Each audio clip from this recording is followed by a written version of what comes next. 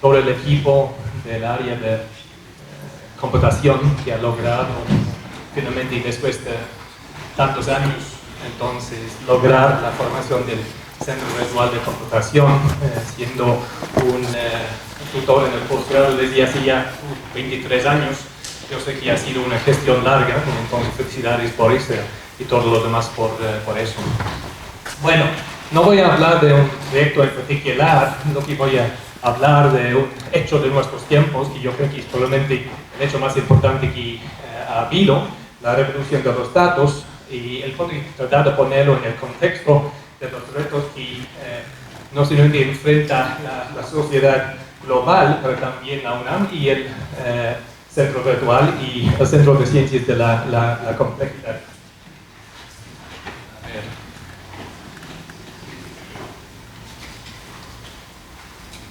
Está cambiando. Bueno, entonces, la reducción de los datos, en cierta forma todos estamos conscientes de lo que ya está pasando en los últimos 2, 3 décadas, ¿no? Entonces han visto cosas como esto sobre el data never sleeps, ¿no? Pero entonces lo que vale la pena es pensar exactamente cuando yo digo que ha habido una revolución, ¿en qué sentido ha habido una revolución? Primero, ha habido una revolución completa en cómo generamos datos, ¿no? Entonces, esencialmente el número de dispositivos que existen hoy en día en diferentes partes y van asociados con la generación de datos electrónicos es absolutamente tremendo. Entonces ya vamos entrando en la época de Internet of Things, etcétera, etcétera. Pero entonces, más allá de eso, es simplemente nuestra capacidad para simplemente almacenar todo lo que estamos generando.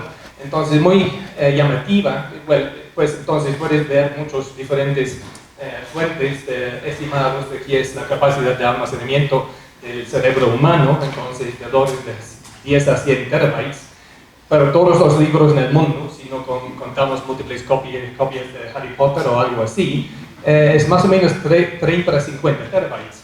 Este da mucha pauta a pensar esencialmente cómo tampoco todo lo hemos generado hasta los últimos 2 o 3 décadas, donde hoy en día estamos esencialmente generando anualmente del orden de un zettabyte, ¿no? Y ese es 10 a la 21 bytes. Entonces, para ellos que recuerden sus clases de química de la prepa, donde el número de Avogadro es 10 a la 23, es un número absolutamente extraordinario, ¿no? Comparar este es esencialmente nulo comparado con esto, ¿sí? Y este ya es nulo casi comparado con este también. Entonces ha habido esta gran revolución, y hay una revolución también en el análisis de estos datos, pero son estos dos elementos que yo creo que son los más importantes. Entonces, ¿por qué la revolución de los datos es y será tan importante? Aquí entonces voy a hacer esa aseveración. El propósito principal de todos los seres vivos, esencialmente, y un propósito principal de la ciencia tal cual, es predecir. Y entonces, ¿por qué tenemos que predecir? Es para la toma de decisiones. Puedes imaginar que cualquier ser vivo es un minero de datos, ¿no? Entonces, realmente es una cuestión de qué datos y qué se hace con esos datos en términos de tu máquina de procesamiento, ¿no? Pero pones que a cualquier ser vivo, hasta un virus o hasta una bacteria, hasta obviamente las cosas más complejas como nosotros mismos, somos mineros de datos. Salvo que los datos que tomamos esencialmente son bastante uniformes. Son químicos, por el olfato, por ejemplo, son visuales, electromagnetismo, o pueden ser auditivos, ¿no? Entonces, por vibraciones del aire.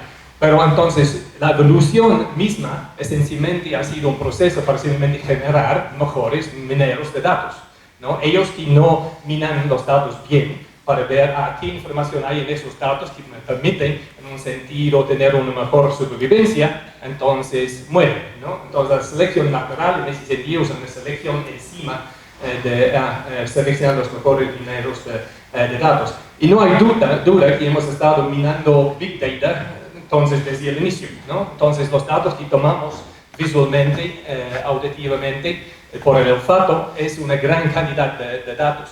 Pero por el que hemos estado evolucionando esencialmente para tomar esos datos y convertirlos hasta lo relevante en términos de procesamiento, que son las características de estos datos importantes para nosotros, para la toma de decisión. Ok, entonces, antes de esta revolución de datos, esencialmente 99.99999% de todos los datos en este planeta estaban en estas cosas, cerebros. Es decir, y todo lo que hemos generado en términos de textos, etcétera, etcétera, es nada comparado con lo que estaba dentro de esto. Pero hoy en día, 99.99999% de toda la información en el planeta está en estas cosas. Este probablemente es un cambio más abrupto que cualquier cosa que ha pasado en la historia humana, yo creo. Bueno, entonces la pregunta es, ¿qué representan estos datos? Bueno, entonces casi todos estos datos no representan sistemas físicos tal cual, en términos de describiendo los fenómenos físicos, pero más bien los fenómenos asociados con seres vivos, entonces sistemas complejos adaptativos, ¿no? Y el punto es que una cosa que yo creo que es muy importante es que la ciencia ha hecho progreso antes de la revolución de los datos, precisamente en las ciencias exactas, precisamente porque no necesitas muchos datos para esencialmente llegar a una buena descripción de un sistema físico o un sistema físico-químico. Para los sistemas complejos adaptativos, es decir, que cualquier ser vivo, al contrario, necesitamos su fenomenología es tan compleja que se necesita un sinfín de datos para poder llegar a una descripción más adecuada. Y yo creo que es únicamente con esta revolución de los datos que ya podemos ir colectando datos que nos permiten hacer un análisis más profundo. Entonces, lo que acabo de decir aquí, todos somos mineros de datos. Y hemos estado haciendo eso entonces la evolución y en nuestras propias vidas, tratando de tomar mejores decisiones para cualquier cosa, sea voy a comprar este producto, voy a predecir que esta persona va a estar muy enojada si hago esto, etcétera, etcétera. Todo lo que hacemos es asociado con haciendo una predicción de qué va a pasar en el futuro. Entonces, en ese sentido, lo que estamos tratando de hacer hoy en día, es decir, con esta revolución de datos, con todos estos datos, ¿qué hacemos con eso?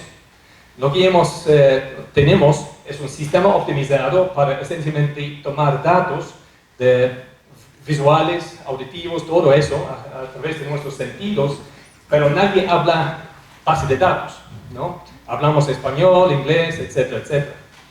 Entonces, en este sentido, este nuevo universo de datos que tenemos, que es mucho más grande que hemos tenido anteriormente, no hay una semántica natural para nosotros en todos esos datos. Yo creo que este es probablemente el reto más grande que enfrentamos en el futuro. Es decir, que ya tenemos los datos, ¿qué demonios significan esos datos? ¿No? Porque no hemos, nuestros logros en términos de tratar de ir manejando la semántica de los datos es infinitésimo comparado con poder generar y almacenar los datos. Pero de todos modos, lo que se puede reducir la toma de decisión es sencillamente tener cajitas tal que tenemos un estado del mundo, entonces queremos predecir algo dado ese estado del mundo. Entonces, en ese sentido tenemos heurísticas que van asociadas con los sistemas vivos y ya estamos tratando de crear entonces heurísticas que tratan de hacer algo similar, pero con esto lo que queremos hacer esencialmente es tratar de ir examinando este nuevo universo de datos asociado con la revolución de los datos. Y una cosa importante asociada con esto es esto, percepción versus realidad. Entonces, lo bonito de la revolución de los datos con los dispositivos, etcétera, etcétera, entonces, en principio, entonces, estos datos deberían representar el mundo real. Y lo que queremos de este lado es tener esencialmente modelos que son objetivos, en el sentido que no son tan sesgados para decirnos que representan esos datos.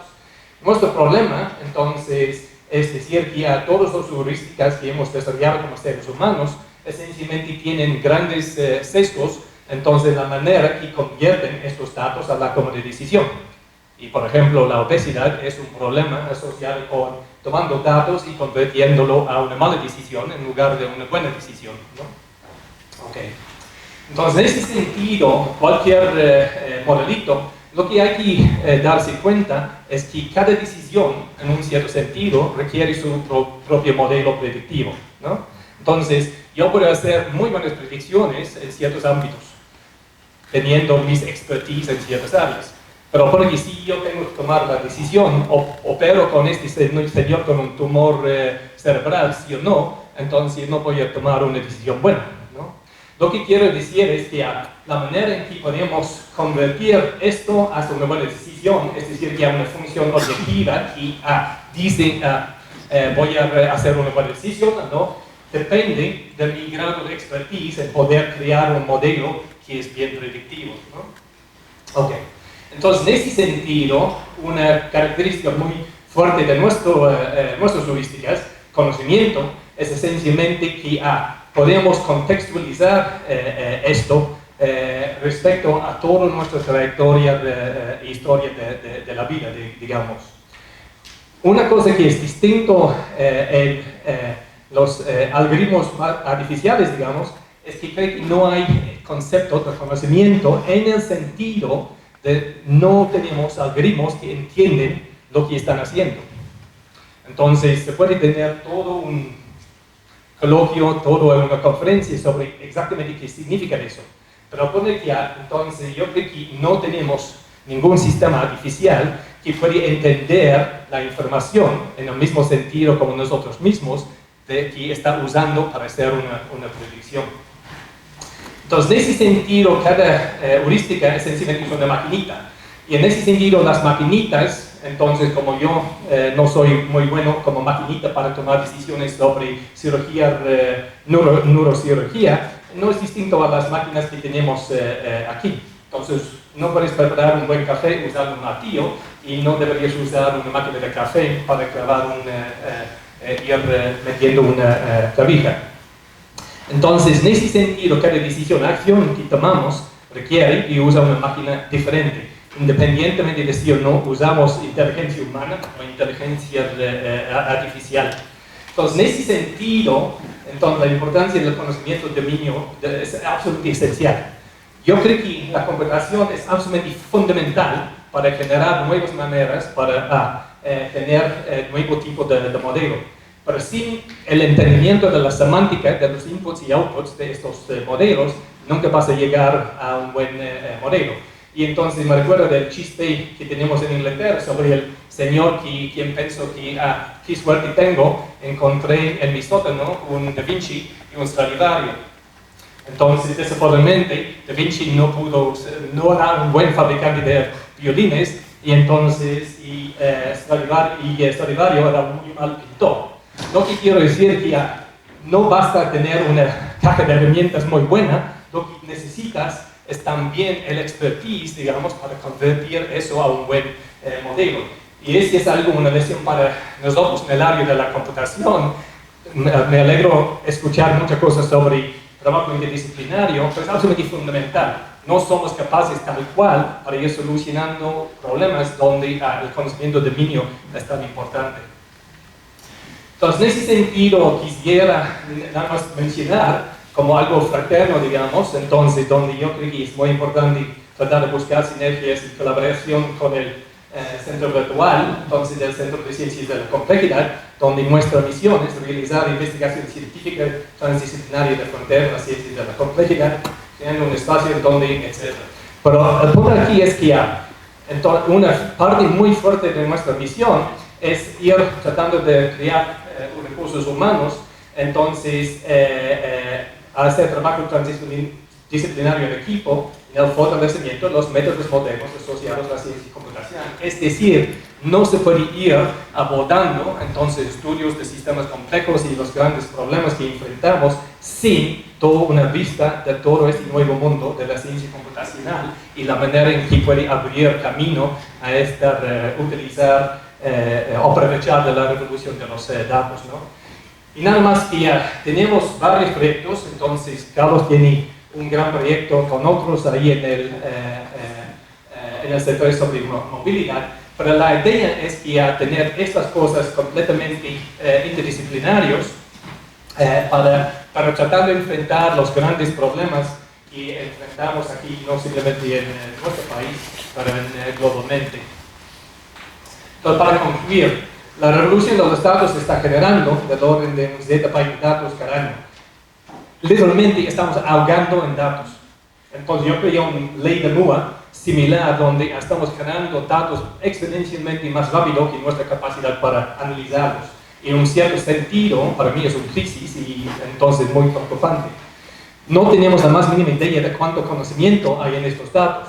Podemos decir que esta base de datos es de 1 terabyte, pero no tenemos la más mínima idea qué hay en términos de cuántas vidas podemos salvar, qué hay ahí que es útil para diferentes propósitos. En estos datos, otra vez, hay cosas de salvar, quitar vidas, evitar, fomentar conflicto, reducir, aumentar la pobreza, etc., ¿no? El uso y el uso de estos datos requiere la ciencia de la computación, absolutamente, pero también requiere muchas más disciplinas, porque sin eso, entonces, no tienes el conocimiento de la semántica. Y para la solución de los grandes problemas complejos que enfrentamos, la sociedad necesita que la UNAM y otros producen nuevas maneras de hacer ciencia, donde la computación juega un papel metodológico absolutamente fundamental, pero en proyectos disciplinarios de gran importancia. Hay grandes oportunidades para colaboraciones fructíferas entre el C3 y el CERICOM, y entonces espero que estos se van a poder fomentar. Bueno, gracias.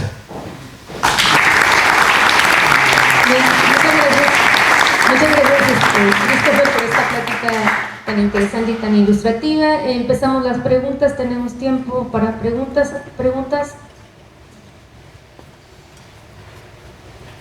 Sí.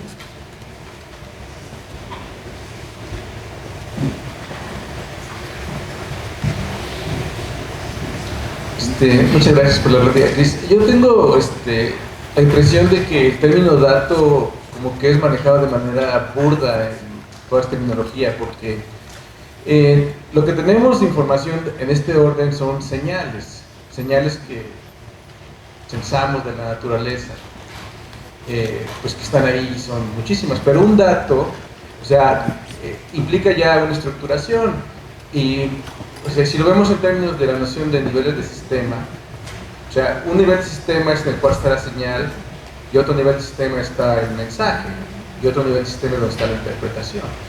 Entonces, cuando hablamos de mensajes, que ya sería el código, que por supuesto se corta por una señal, pues ya ahí tenemos una disminución grandísima de los volúmenes.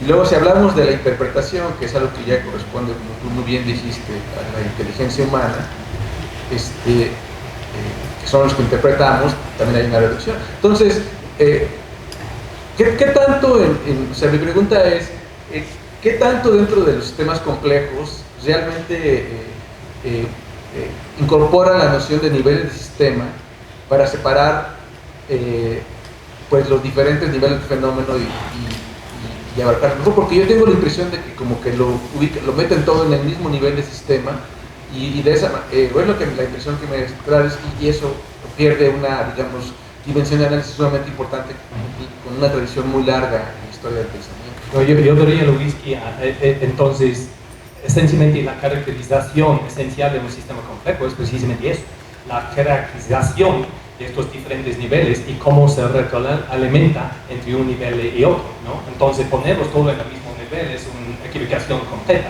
¿no? Entonces, en ese sentido, jerarquía de estructura y jerarquía entonces, lo que estás diciendo ahí es interesante y reciente.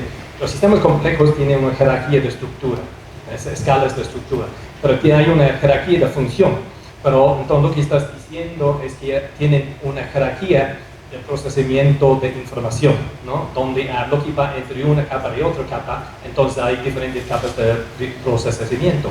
Y sí, entonces los tres van juntos, digamos, ¿no? Entonces, cuando estamos recibiendo frecuencias particulares del espectro electromagnético aquí, entonces, y cómo se traduce hasta un procesamiento a lo que va a llegar al códice visual, y luego, cómo lo convertimos eso a ver voy a ver este detenimiento, este movimiento, etcétera, etcétera. Y luego, como lo interpretamos, es decir, que peligroso, no peligroso, etcétera, sí, todo es una capa distinta. Pero poner que cada capa habla con cada otra capa. En ese sentido, yo creo que ese es absolutamente fundamental para los sistemas complejos. Casi es una definición hasta un cierto punto. El procesamiento de información es otro enfoque distinto a esta cosa de la estructural o la funcional, ¿no? Y es algo muy importante. Bueno, mi pregunta, o sea, un poquito más dirigida a lo que guardamos nosotros realmente en las computadoras, el Z-byte que tienes, no son datos realmente, son señales. O sea, y eso, pues señales en el universo están por todos lados, son muchísimas. Entonces, por eso tenemos esa capacidad. Pero si pensamos en los datos que están portados por esas señales y luego sus interpretaciones, realmente estaríamos hablando de objetos muchísimo más estructurados, pero también mucho menores objetos. Sí, pero el problema es que dado este nivel fundamental dentro de una base de datos, lo que estoy diciendo es que no tenemos la más mínima idea en un cierto sentido qué es esta jerarquía de estructuras encima de ese nivel básico, ¿no? Ese es el problema. Entonces el conocimiento es precisamente asociado con, ok, entonces aquí tengo los datos, okay. Hay información sobre algo peligroso, algo no peligroso, etc. Todo esto requiere el procesamiento potencialmente a través de muy distintos niveles de esas señales. Y el problema es de este momento, no tenemos más remedio que un ser humano hasta un cierto punto decir que, qué interesante este insight, ¿no? Pero pone que la razón es porque nosotros, esa es la idea de semántica, otra vez, ¿no? Es una cosa para ver una estructura en un base de datos, como información de Shannon, hay estas estructuras, etc. Pero eso no es lo mismo como semántica, porque semántica en un sentido es contextual. ¿Qué es relevante en esa estructura para mí, en este contexto de necesito vender más producto, necesito operar en este señor, etcétera, etcétera, ¿no? Bien, pues damos las gracias al doctor Stephen por la plática.